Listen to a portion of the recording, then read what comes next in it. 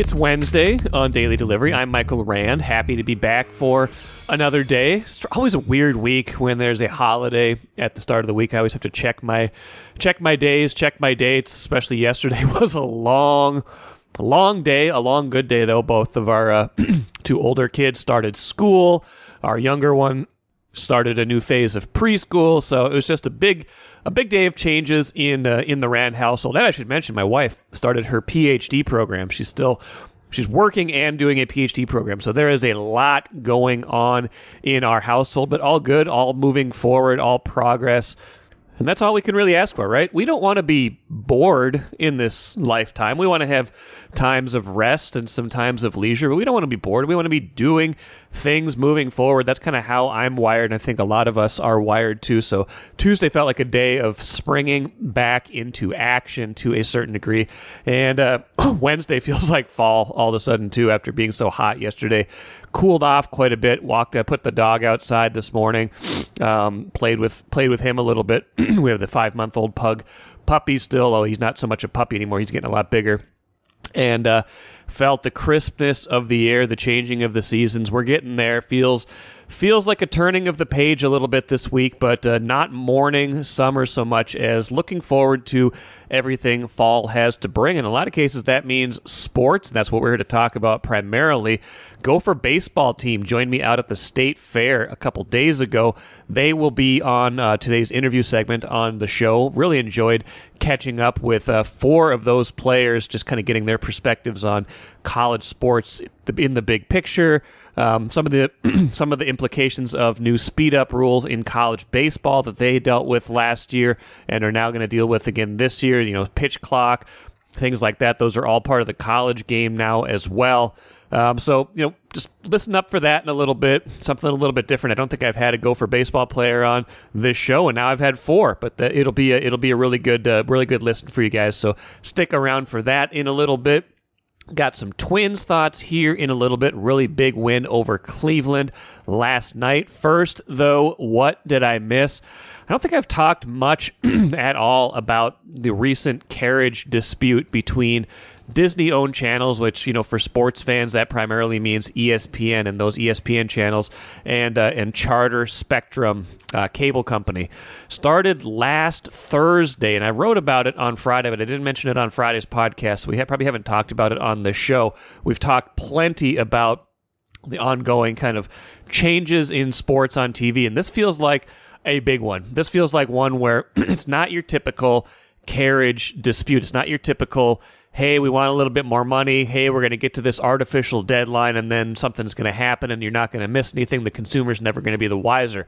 No, ESPN channels disappeared off of Charter Spectrum cable last Thursday, right in the middle of a college football game, right in the middle of a big U.S. Open tennis match, and they have not returned yet for the almost 15 million Charter Spectrum cable customers. That is a lot of customers nationwide. Now, in Minnesota, it's not the dominant cable company from what I understand.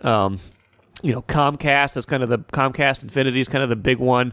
Xfinity is kind of the big one in this market, especially in the Twin Cities metro area. But I think some of the bigger non-metro cities like Rochester, like Mankato, some of the suburbs here, we have Charter and Spectrum in some of those places here. So certainly impacting Minnesotans as well. But it hits hard in a lot of these bigger cities like New York, like LA.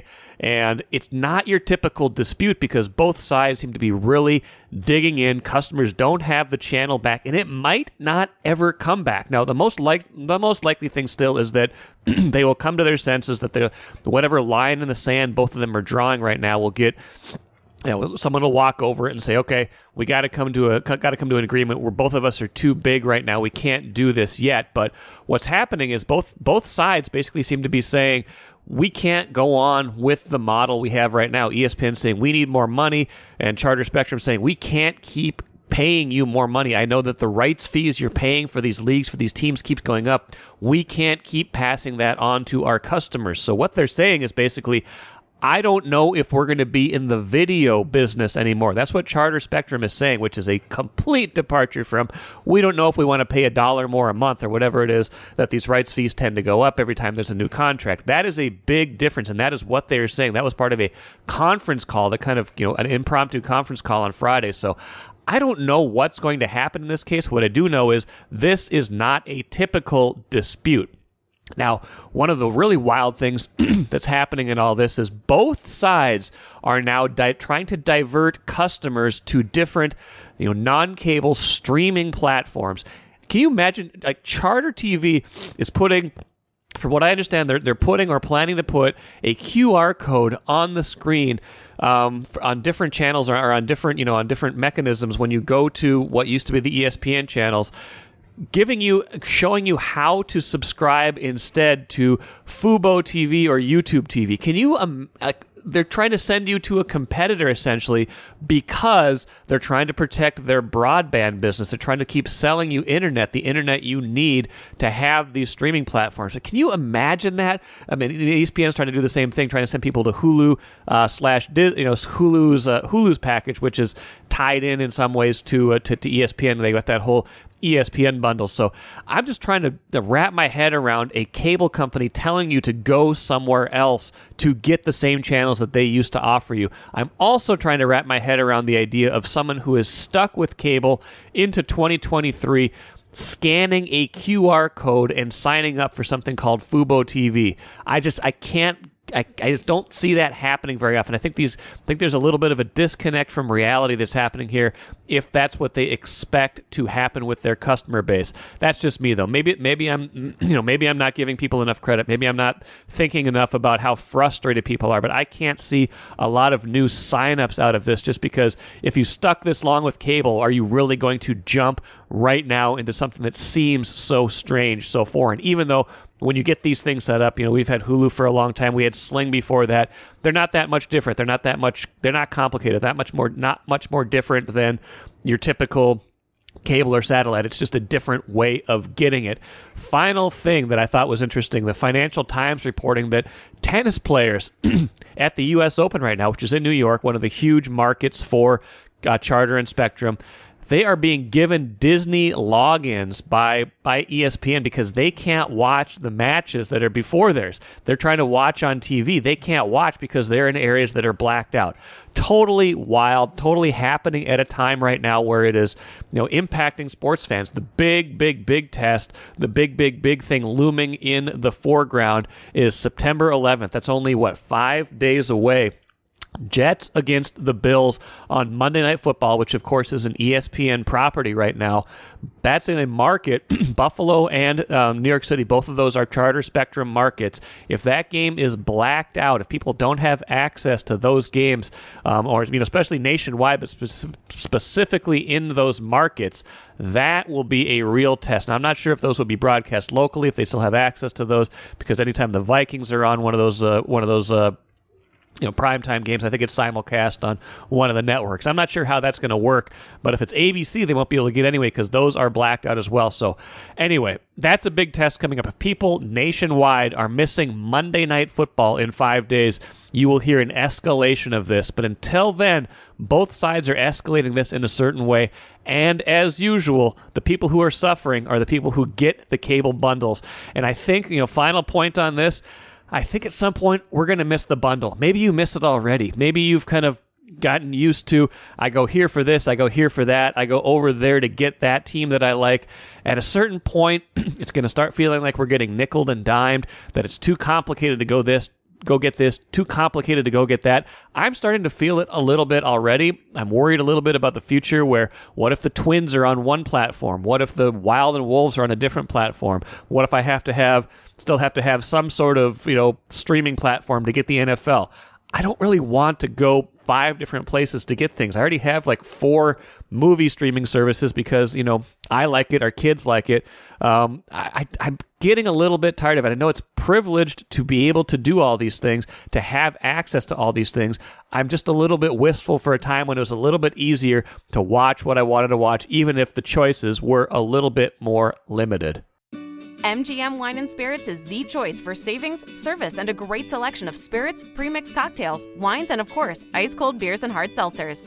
With over 30 locations throughout the Twin Cities and beyond, there's an MGM near you. Head to mgmwineandspirits.com to find a convenient location in your area. Get social. Follow MGM on Facebook and Instagram for all the latest news and trends. Make great moments with MGM Wine and Spirits, your locally owned and operated choice for over 50 years. Save time, save money. Shop MGM. All right, everybody, welcome back out to the Star Tribune stage. I'm Michael Rand from the Star Tribune. I got 4 members of the Gophers baseball team out here with me. Gentlemen, maybe introduce yourselves, please. Thank you for having us. My name is Weber Niels. I'll be a sophomore this year. I'm a catcher and an infielder. Sam Hunt, Minneapolis, junior catcher. Ike Mazinga, Shoreview, Minnesota. I'll be a senior shortstop. Connor Whitgriff from Prior Lake. I'm a junior pitcher. All right. Well, thanks, you guys. Thanks for coming out. Thanks to everybody for joining us. Last day of the fair. Make it count, right? Go get your Star Tribune T-shirt. They're all $15 right now on discount. Everything must go. We don't want to carry them all back to the Star Tribune, so please go buy a Star Tribune T-shirt and listen to all these guys have to say. I'm really, really happy that you guys were able to join us out here today. I'm just going to ask you guys all a bunch of questions. As many of you that want to answer them is fine with me. Kind of pass the mic around and talk to all these good folks out here. Thanks to everybody out here for joining us too.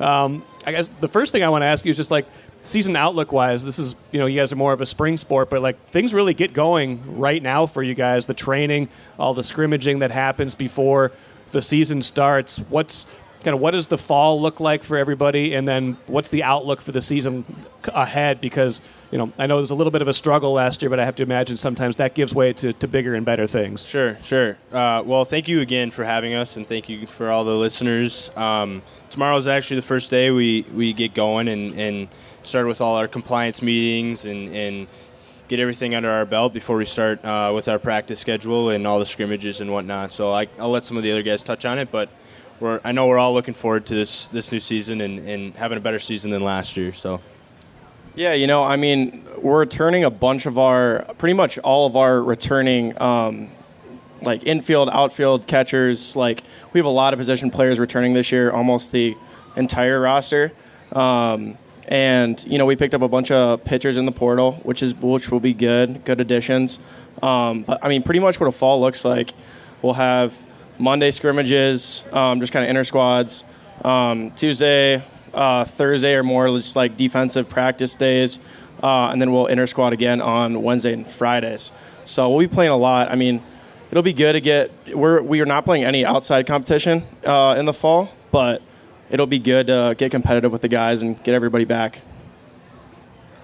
Yeah, since you kind of talked about athletics, so since our first day is tomorrow, school starts tomorrow also for us. Yeah. So we don't just play baseball. We have to go to class too. But yeah, so that all starts up tomorrow too.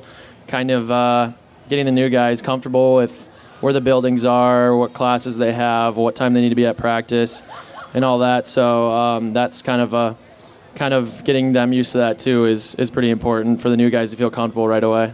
Yeah, kind of adding on what Ike said about the new guys, getting the new guys in the fall, not playing any outside competition, I think will be really good to keep it way more controlled for the beginning, to have them get adjusted and then feel comfortable to be ready to go in the spring.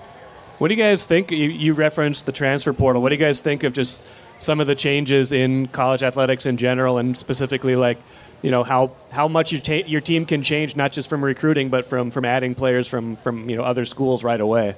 Yeah, for sure. I think transfer portal is kind of changing the game, the college game today. It's kind of making it more like the pros almost with trades and stuff. But I think you can turn a team around in 1 year with the portal. Yeah, you got 3 guys up here that are technically transfers. Me and Connor from junior college, and then Hunt from Vanderbilt. So okay. We got a lot of transfers. There's a lot of guys coming in, but most of them are from Minnesota, the state. So, they're trying to come back home and play for their home college. So we got a lot of guys that are really passionate about wearing the M and looking forward to the year. Yeah, obviously, like being in the transfer portal myself, yeah. It's a wild place. It's honestly so new. What makes it wild? What was it like for you? I mean, for me, honestly, I had to make a decision based on like where I wanted to go play and where like it was important to me. So I made the decision based on who I trusted, the coaching staff that I could trust, and I felt like that was back home. Obviously, I have home ties here. I'm from Minneapolis, so being able to wear the M is really important to me.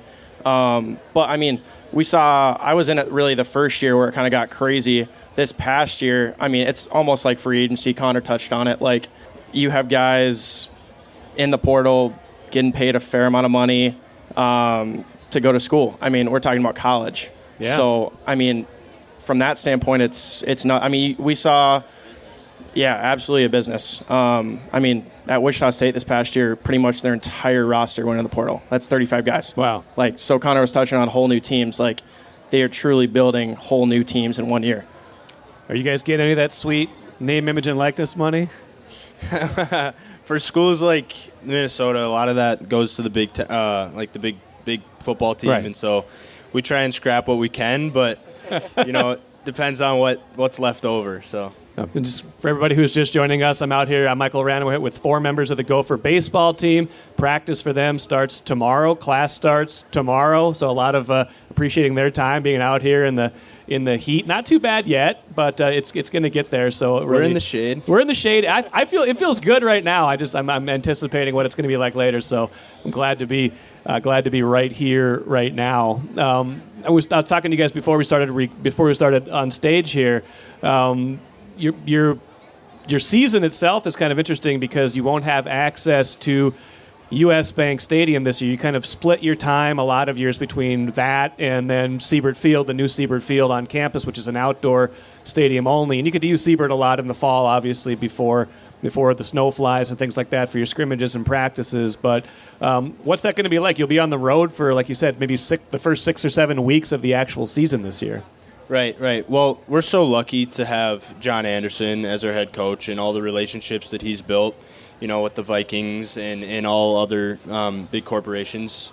So having U.S. Bank as our home field for the majority of the first part of the season, it's like right down the road. So we get to have the whole locker room and play in a freaking football stadium. So, I mean, having the relationships that John has, it's kind of benefits us as players, and we kind of can just go out and play and be lucky enough to experience playing in big stadiums like that. So it'll be different now that we don't have that this year. We'll be on the road a lot. So they're redoing the turf. Is that what you guys said? Yeah, turf or concussion pad or something like that. So we won't get to use that, but we'll be on the road. So yeah, I mean, honestly, I'm kind of looking forward to it. I mean, we get to start off right in Arizona, fly pretty much straight from Arizona back to school, then go to Florida, and then we'll be in California. And that's in February. I mean, that's not too bad. Not a bad place to be. It's not too bad. We'll get some warm weather, ball flies out there, so definitely looking forward to it. And it's just it'll be good, honestly. I think it will bring us a lot closer.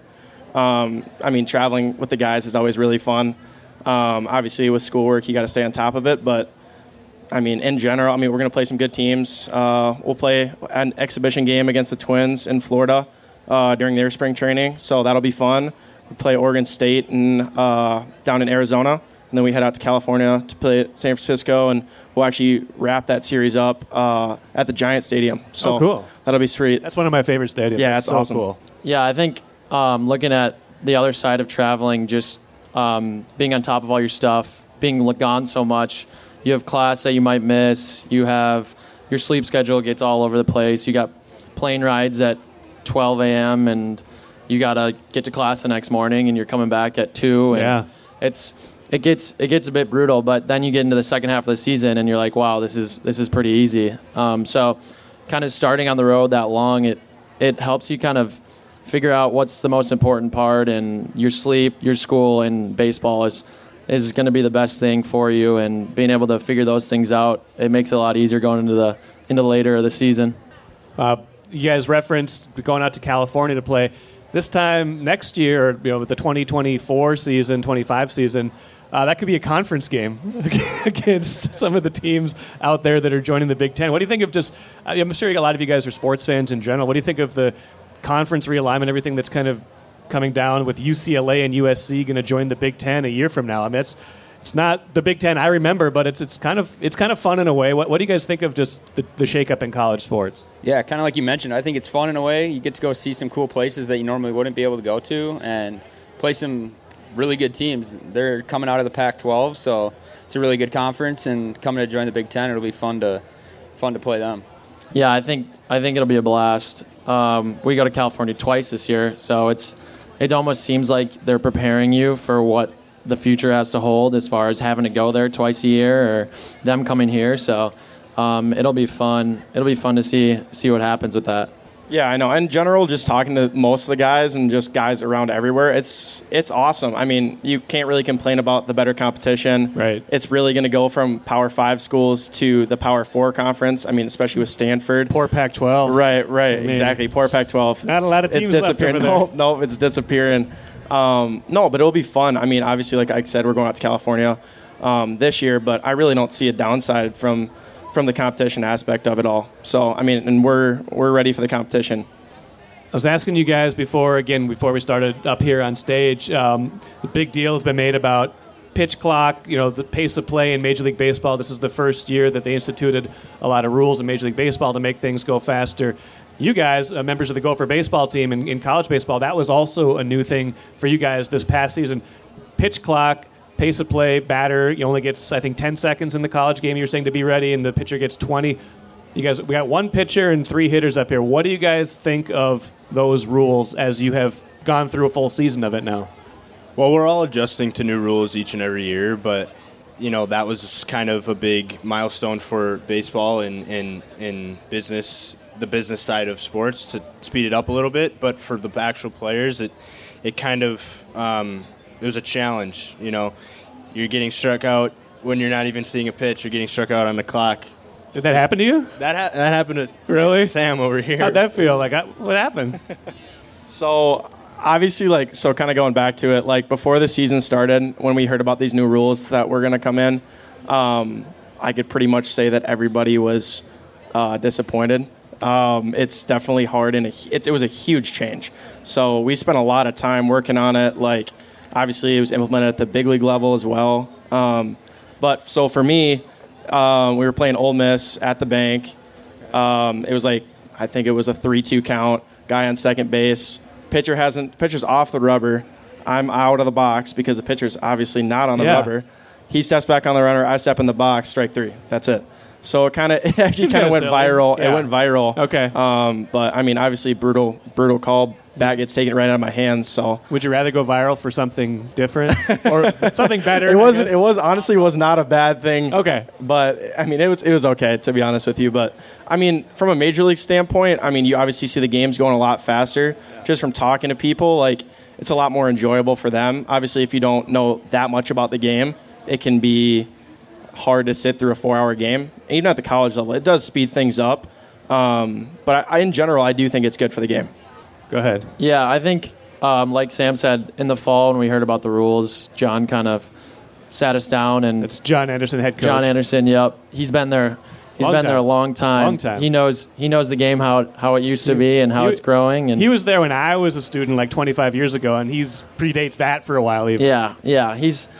So he sat us down and he's like, this isn't the game I know it to be, and it's growing, and they want everyone to enjoy it, and this is how everyone's going to enjoy it, is have it be quicker and have it be a higher pace. So he was just kind of we're going to roll with the punches, and everyone has to figure it out, so everyone's in the same boat.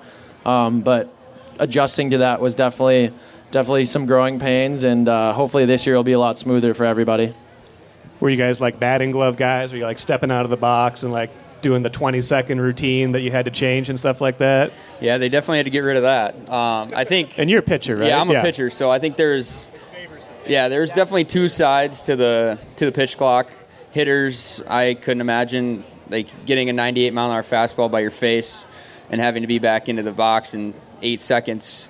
But a pitcher, you throw the pitch and you miss your spot, and you're I'm gonna go get this next pitch, and little do you know, he's frightened that he just got 98 by the face. So I think that's where it favors the pitchers for sure. Are you throwing 98? No, not me. Other people though, not me. A theoretical pitcher who's theoretically throwing 98. Theoretical system. What do you top out? What's your repertoire?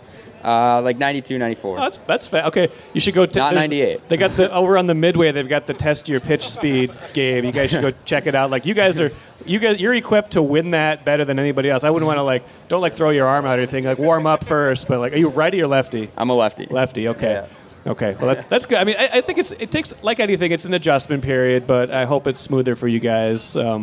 This year. A couple more things here for you guys. Gophers, Gopher baseball team. For everybody who just joined us, thanks everybody for coming out. If anybody has a question for these guys too, please come on up. Yeah, come on up. Rand Ball. Yes. Not on the radio, but live. Yes. I teach in the College of Education Human Development. Yeah. I've had Ike and Connor in my classes. Okay. These guys are not. I can't speak to you guys, but I'm guessing you're the same. These guys are not only great athletes; they are very good students. Oh. That's good to know. What is your favorite part of being BME majors? Just to these two guys. Thanks, Rand. Okay, yeah. Oh boy, that's a great question. I think for me, I chose BME because it opens a lot of doors. There's what is BME? Business Marketing Education. Okay, thank you. Yeah, so it opens a lot of doors, gives you a lot of opportunities. A business degree at the University of Minnesota means a lot. That's also another reason why I chose that school. It's not only a great baseball program, but it's also a great school because you got to think of things outside of the sport for sure. But yeah, it opens a lot of doors. It's a school that has great history, and that's kind of why I chose it. Kind of just saying the exact same Mike said. For me personally, I don't really exactly know what I want to do after baseball. I just know I want to do something in the marketing world. So business marketing kind of opens up all the doors that I need and kind of leaves it open to decide what I want to do in the future. If anybody else has a question, please jump up here. I'm going to ask you guys a couple more, and then, like I said, if anybody else has a question for the Gopher baseball team, jump on in here for the next 5 minutes or so. You guys referenced John Anderson. We talked about he's been here for a long time. What is it like playing for a coach like that who has such a wealth of experience, and also somebody who, he's not going to be doing it forever. He hasn't said anything, but at some point it will be his last year, and I imagine you guys want to win for him, win for yourselves, things like that. But how would you describe John Anderson as a coach? And do people still call him 14? People do still call him 14. So, I mean, obviously the legacy he's built at the University of Minnesota is unbelievable. I mean, to have that many successful seasons, obviously he's gone through the ups, he's gone through the downs, but to be that successful over that amount of time is incredible. I mean, the consistency he has from a daily basis, but he's also probably one of the nicest guys you'll ever meet. Yeah. One of the nicest. You can go to him about anything, and that's the nice part about having a coach like that.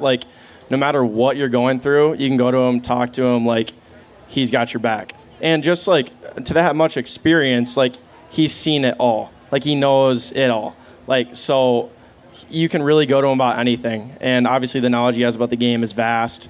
But we're looking to, obviously a couple down years, the last few, but I can speak to everybody. We're pretty excited about this team, good group together, and we want to win. That's the biggest thing. So we're looking to send them off with a victory. Like Hunt was saying, 14 is more of a player's coach than he is an actual coach. He cares about your development as a man more than just being a baseball player. His motto is, I create men before I create baseball players, and I think he stands true to that. Final couple more. If anybody else has a question here, jump on in, but a couple more things. If it is going to be a successful season for you guys, I don't know, A, what would define that, and B, what will be the keys to a successful year? Yeah, I think we found out last year, being a super young team, that experience is the best thing for you.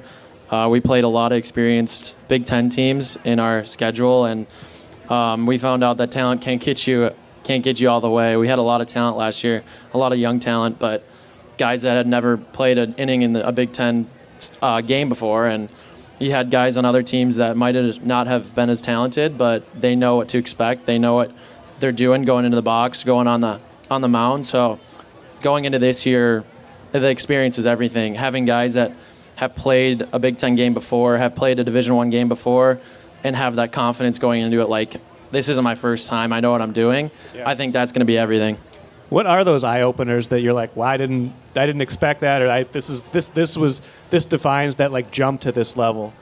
I think the biggest jump is the importance of every pitch. Okay. As a pitcher, especially if you doze off for one pitch, you're going to be paying for it for a while, and that could cost you the game, like just losing focus for one pitch, where back in junior college where Ike and I came from, or even high school, like you could doze off for a couple pitches and nothing would happen. But you doze off for one pitch in the Big Ten or at any of these other conferences that we're playing, and the hitters are way too good, and they'll punish you. If anybody else has a question, otherwise, final thing for you guys. I want everybody to talk. What else are you looking forward to out here at the fair today? You guys going to do anything else?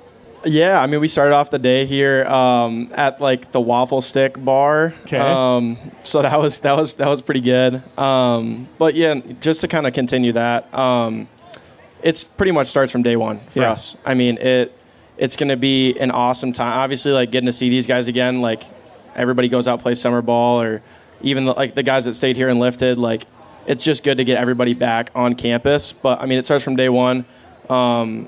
Us returners, I mean, the fact that we're returning pretty much almost all of our position player starters is huge. Obviously, like the experience thing, like you get better by playing. So, I mean, that's where you learn, that's where you grow, like that's where it all happens. But this group is driven. I know that for a fact. Saw it this summer with the lift guys. Okay. But yeah, I mean, it's an everyday thing. So you can't be taking days off, slacking at practice. It can't happen. Like that's where it all starts. That's where it all begins. But I mean, obviously today, looking forward to an awesome day at the fair. I mean, it's going to be a hot one, but beautiful day to be out here. So thank you guys again for having us. Yeah. Thanks everybody who stopped by. Thanks for the question. Thanks to you guys for joining us. Best of luck to the Gopher baseball team this year. It's a long ramp up, 4 or 5 months until your first game, but you guys will be scrimmaging and practicing and doing everything you can to get ready. And so good luck and good to meet all you guys, and take care. All right. Thank you for having us. Hope you guys enjoyed that conversation with the Gophers baseball team. Thanks again to them so much for coming out to the fair on Monday, sweating it out with me, although it wasn't too bad. It was the morning time. I think it was 10 a.m. when they were on the Star Tribune stage with me. It got hot that day, last day of the fair. It was plenty hot those last 3, 4, 5 days, but they came out, did a great job, answered a lot of fun questions, a lot of fun times out there. And for their sake, I hope this is a bounce back year, because this is a program that has had a lot of history, a lot of tradition. I mean, they were in a super regional just 4 or 5 years ago. They've been to the College World Series in their past. Like, this is a program with a lot of history and a lot of nostalgia behind it at a certain point. So maybe they can have that bounce back season that they've been looking for lately. Speaking of baseball, let's finish with the cooler. Twins beat Cleveland 8-3, a huge 5-run 8th inning. Not saying the division race is over now, but taking those first 2 in Cleveland got that lead up to 7 now. I'd say the Twins have passed whatever. If we thought this was a gauntlet, if we thought this stretch of Cleveland, Texas was a gauntlet, they have passed that gauntlet with flying colors. There is no doubt about it. They have succeeded. No matter what happens in today's finale, they are in great shape going down the stretch. They've got a lot of winnable games in their last 20-some against some opponents that aren't that great. And really, I thought one interesting thing about Tuesday's game, I thought, was that they let Emilio Pagan finish it. The Twins did. A guy who was symbolic of last year's failures, of last year's all those blow-ups against Cleveland that really caused that once comfortable division lead they had to erode and go away and eventually evaporate. He finishes off Tuesday's game. A little bit of symbolism there. Big hits up and down the lineup. This is a team that really feels like it's peaking kind of at the right time right now. I don't think they played their best baseball for the first 4 months of the year, but they really turned it on in August, and they've turned it on here still in September. I think Royce Lewis has been just an incredible shot in the arm for them. I wrote about him on Tuesday and how he's making it hard to be cynical about this team. You can say what you want about bad division, this couldn't hit early in the year, 18-game playoff losing streak. A lot of that's fading at least a little bit. I mean, the 18-game thing's still going to be there until they win a playoff game. They're going to have a good crack at it this year, I think. Almost certainly going to win the division, and now feeling like, a home playoff series. They get all of the games, all 3 of the games, or best of 3. All of them will be at Target Field against the last wild card. If you can't win one of those first 2 at least, that really tells me that something is fundamentally wrong here. So I feel like this is as good a chance as they've had in a while to break that streak, to get themselves a playoff win, maybe a playoff series win, get into that next round, and then, hey, you know what? Anything can happen. I feel like that's how they're playing right now, where they're kind of rolling right now, and they've got to feel pretty good about themselves, and we'll see what happens in the finale of that series today. That'll do it for me today. Should have some interesting, fun stuff coming up the rest of the week. Jeff Day will join me on Thursday and Friday show. A little bit of a very special Vikings season preview, only the way we know how to do it. We're going to count down the 10 best moments in Vikings history and the 10 worst moments in Vikings history. I think we'll start with the best, go to the worst, getting ready for Sunday's game, all sorts of stuff. And I should mention, too, New Access Vikings podcast should drop today. I'll be out in Eagan with Andrew Kramer and Ben Gessling today, so we'll have a new one of those and kind of a new publishing schedule for those. I think we're going to do 3 of those a week now during the season to keep all of you football fans in the know on all things Vikings. So listen for that later. Until then, I'm Michael Rand, back at it again tomorrow.